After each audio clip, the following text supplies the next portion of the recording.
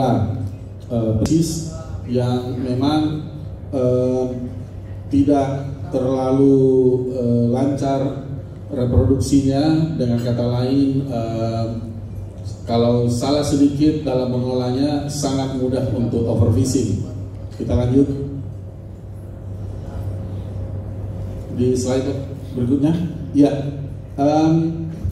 ini ada beberapa statistik tentang gurita. Gurita sampai sekarang itu belum bisa mendapatkan sertifikasi MSC karena sulitnya mendapatkan data stok gurita.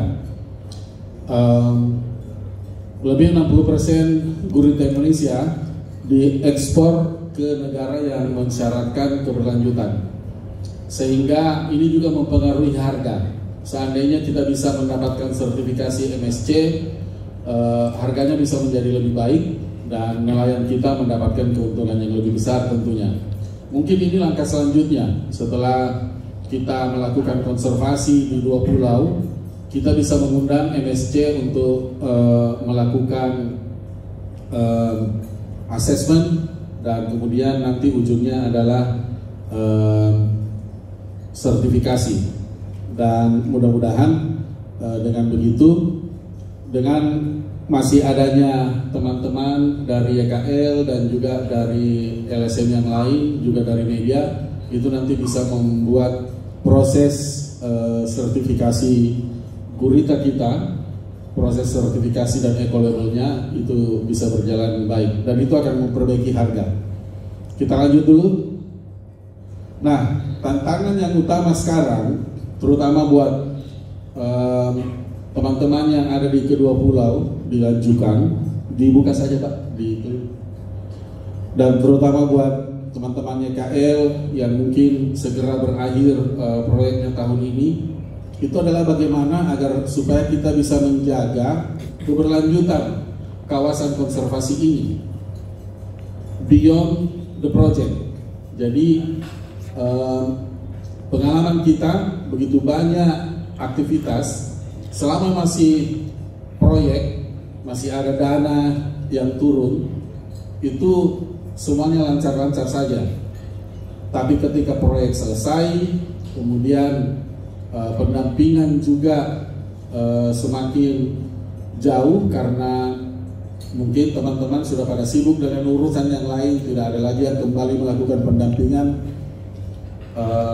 Akhirnya sedikit demi sedikit wilayah yang tadinya dikonservasi itu akan mendapatkan serangan dalam tanda kutip.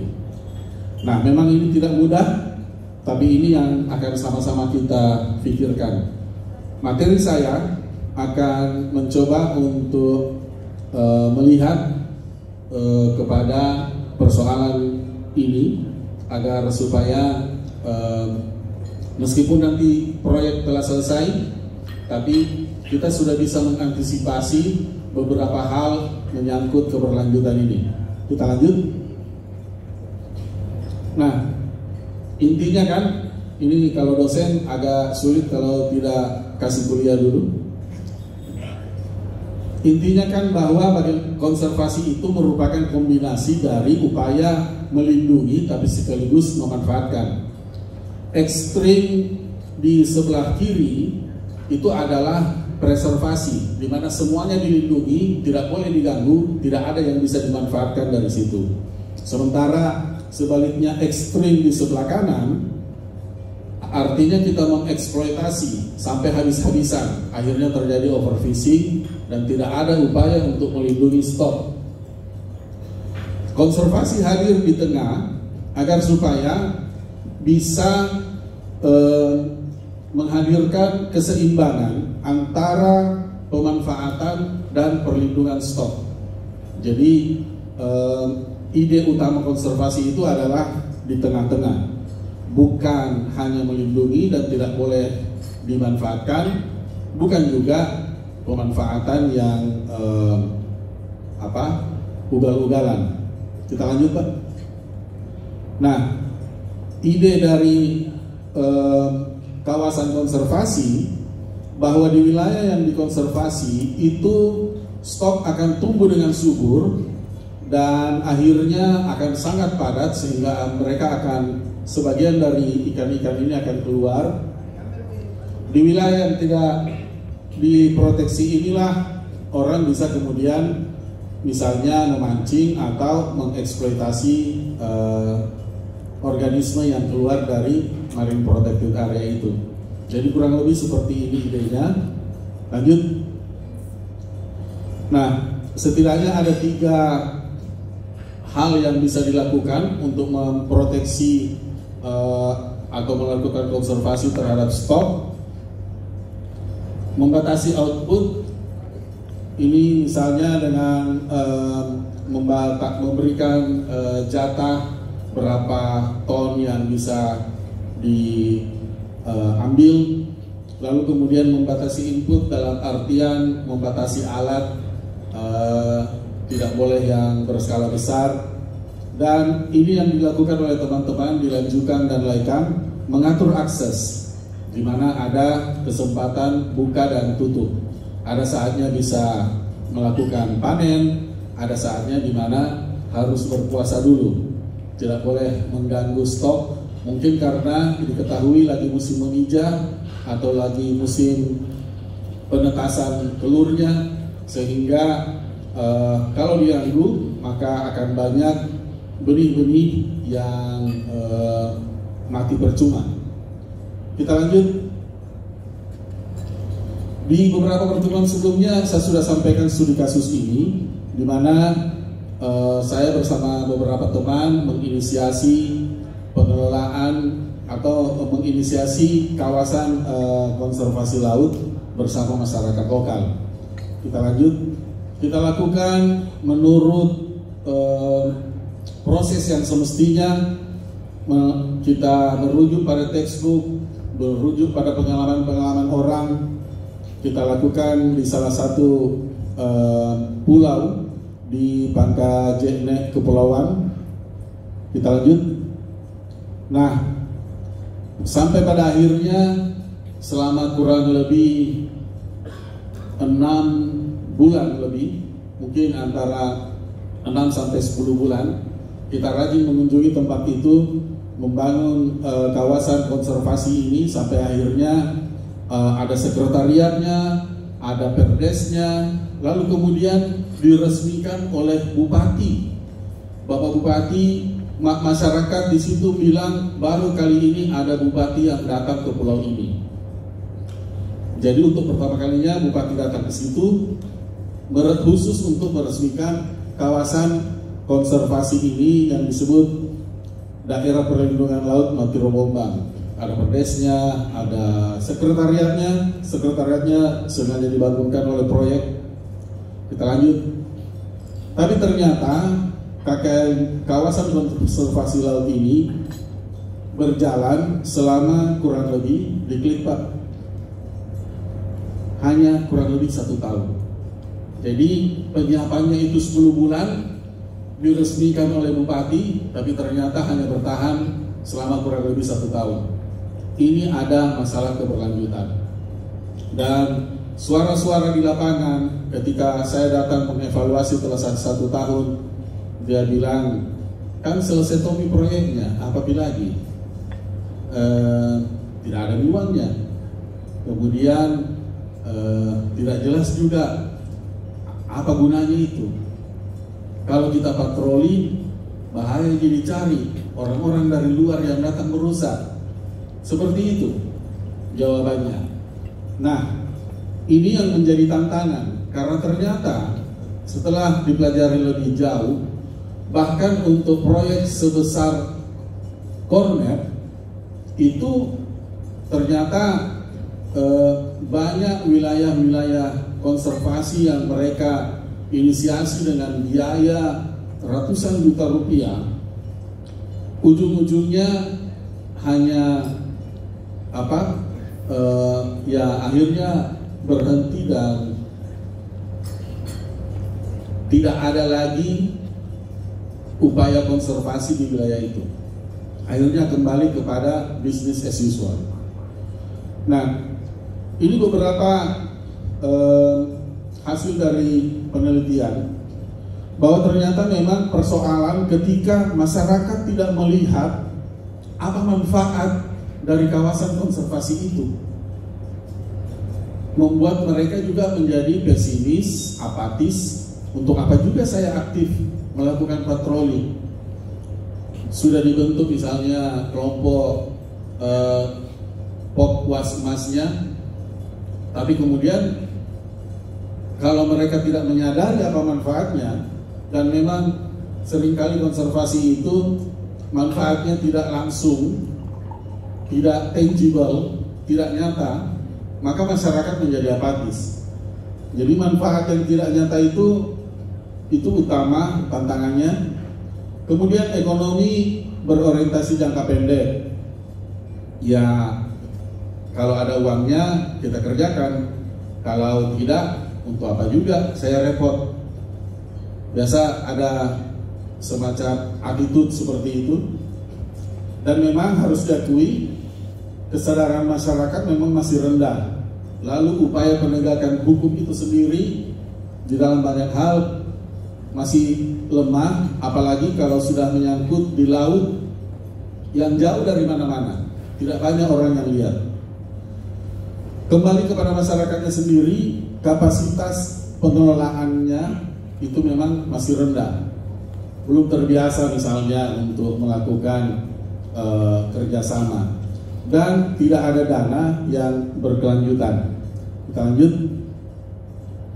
Nah, ini sekedar perbandingan dari salah satu penelitian saya, membandingkan antara Taman Nasional yang warna hijau, kemudian kawasan konservasi inisiatif lokal seperti Sakira, Langkai, dan Lanjukang. Ini bisa dianggap masuk dalam kategori warna kuning. Lalu kemudian yang merah itu open access, artinya serba terbuka, di sana bisa siapa saja masuk, tidak ada aturannya. Saya membandingkan melihat bagaimana kondisi terumbu karangnya dengan potensi konflik yang muncul di masyarakat. Nah, ternyata kalau open access itu memang potensi konfliknya sangat tinggi. Meskipun tadinya kondisi terumbu karangnya sangat bagus, seperti misalnya stasiun nomor 5, tapi ujung-ujungnya adalah berpotensi konflik yang cukup besar. Sebaliknya, yang 11.10.4 ini adalah Taman Nasional, termasuk di dalamnya Taman Nasional Takabonerate, Taman Nasional Bintuni, dan Taman Nasional Wakatobi. Ini karena memang sudah ada kelembagaannya, kondisi terumbu karangnya memang relatif bagus, meskipun tetap ada potensi konflik juga, tapi tetap bagus terumbu karangnya. Nah, yang menarik itu yang dikelola oleh masyarakat, karena kita lihat yang 8 itu bagus, 6 sudah kurang bagus, 7 ini sebenarnya tidak bagus. Ini memperlihatkan bahwa kualitas lingkungan itu sangat tergantung dari bagaimana masyarakat ini mendisiplinkan dirinya mengelola kawasan konservasi itu. Kita lihat nomor 8 dengan nomor 7 itu dekat dengan kota, tapi ternyata 8 masih bisa dikelola dengan baik. Termasuk nomor 11 itu dekat dengan kota. 11 ini adalah Taman Nasional Bunaken, dekat dengan akses perkotaan. Orang bilang kalau dekat kota biasanya gampang kena polusi, gampang rusak. Ternyata kondisi karangnya masih bagus. Sementara 7 dan 9 ini memang dekat kota, dan karena tidak terlalu bagus dipeliharanya, ya gampang rusak juga. Itu yang saya dapatkan. Lanjut.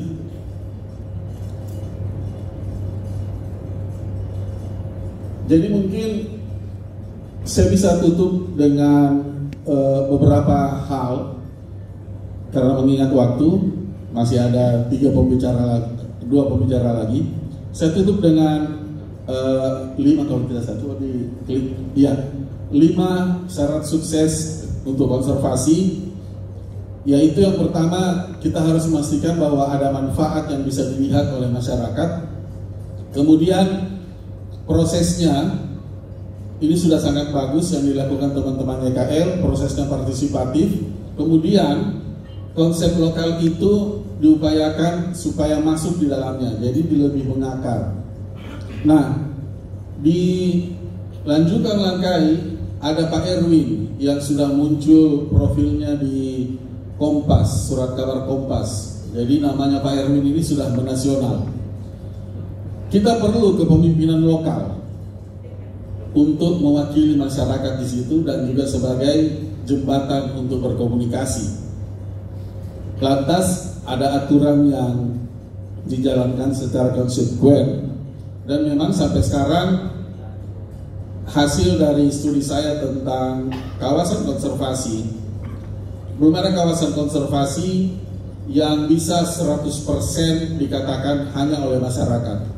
Selalu butuh apakah itu dukungan atau setidaknya bantuan atau pendampingan dari masyarakat, dari pemerintah maupun dari organisasi civil society seperti misalnya YKL dan kawan-kawan dari LSM. Hal yang lain, media juga berperan sangat besar. Jadi mungkin poin tambahan saya dari 5 menjadi poin 6. 6 itu adalah peran media. Media sangat berperan karena sekarang ini eranya media sosial, kita tidak bisa lagi melakukan sesuatu secara sembunyi-sembunyi, semuanya secara serba transparan. Tapi di balik itu ada upaya untuk mendorong agenda itu, dan itu dengan bantuan teman-teman dari media itu bisa dilakukan sehingga agenda kita bisa berjalan dengan lebih baik. Saya kira itu penyampaian saya. Terima kasih. Assalamualaikum warahmatullahi wabarakatuh. Terima kasih Pak atas pemaparannya. Kalau boleh saya simpulkan, Pak Idrus menyatakan bahwa adanya urgensi langsung dari skala internasional, bahwa adanya permintaan untuk bagaimana kita berkelanjutan ketika ingin menjual gurita yang ada di Indonesia, sehingga apa yang disampaikan Bapak, kawasan konservasi itu penting. Kemudian juga bagaimana adanya penyimbangan antara perlindungan dan pemanfaatan, dan juga sistem pengelolaan yang berkelanjutan. Dan